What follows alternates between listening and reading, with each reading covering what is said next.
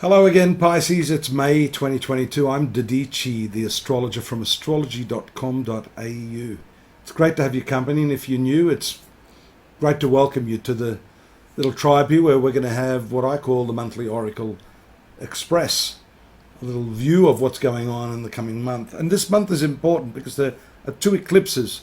The introductory comments that I made relate to the principles of karma and the fuel of karma being desire based upon attraction and repulsion. Intention is also a very important part of the desire because it's the intention that motivates us to desire something or to shy away from it. And each of those actions have consequences. But often the intention has nothing to do with the outcome. Our intentions can be beautiful, but the results can be quite disastrous. This month, on the 1st, we see here the eclipse taking place in your 3rd house. This is the house of thinking.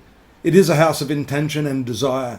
So for you, it's very, very important. It actually amplifies the processes of the eclipse, the desire nature.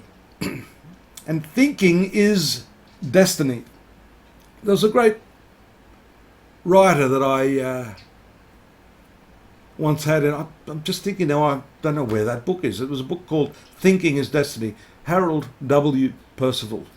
And that book was written on the same principles as many of the Vedic scholars and gurus who say that what you think is actually manifesting like water solidifying into ice.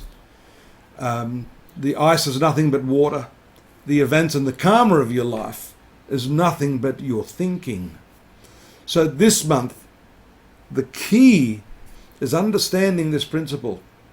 Once you get this principle, Pisces, I think you're going to be a lot more responsible about not just what you do in the world, but how you are thinking about what you're doing in the world. You see, because thinking can often undermine, through a lot of these subconscious processes, the power of your action. There are subconscious self-defeating patterns that no amount of action will overcome. The eclipse, and for that matter, the retrograde Mercury, which takes place on the 10th of May, point to a very, very serious reconsideration of your pattern of thinking, your pattern of communication. Rest assured that a word once leaving your mouth can never come back. And that has a very powerful impact on everyone around you. So it's not just the words. This is a lesson I'm still learning, which I'm sure we all have to learn, is it's not so much the words themselves as the manner in which those words are presented that have maximum impact. You can have great intentions, but the way those words come out can be very, very damaging to the listener. And therefore, the exact opposite result is what can be expected.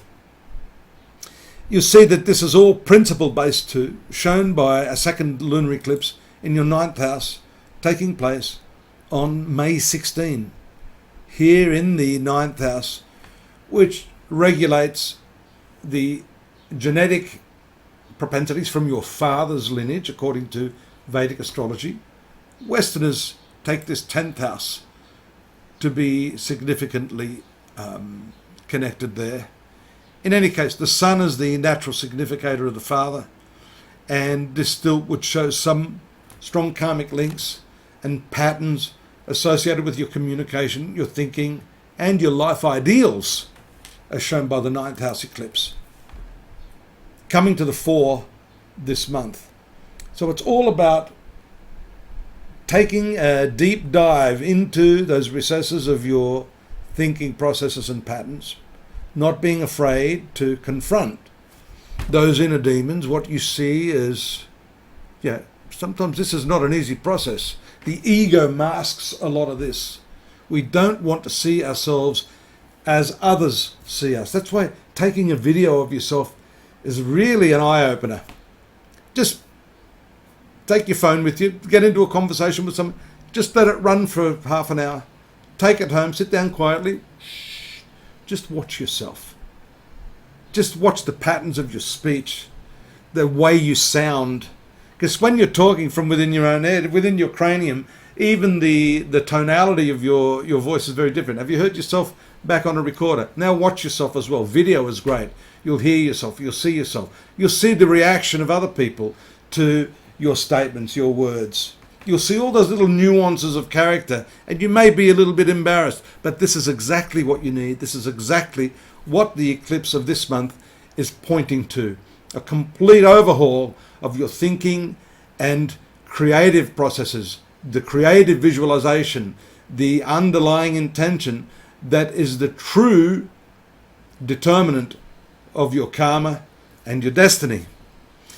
Get on over to astrology.com.au. There's more, but wait, along with the kitchen knives, daily, monthly, yearly, weekly readings, free psychic readings, and there are a whole lot of articles that I'm uploading right now that relate specifically to this very topic, the karma, the power of intention, the connections to your thinking and the internal processes that are really more to do with what eventuates in your life than the actual actions or even the relationships that you have.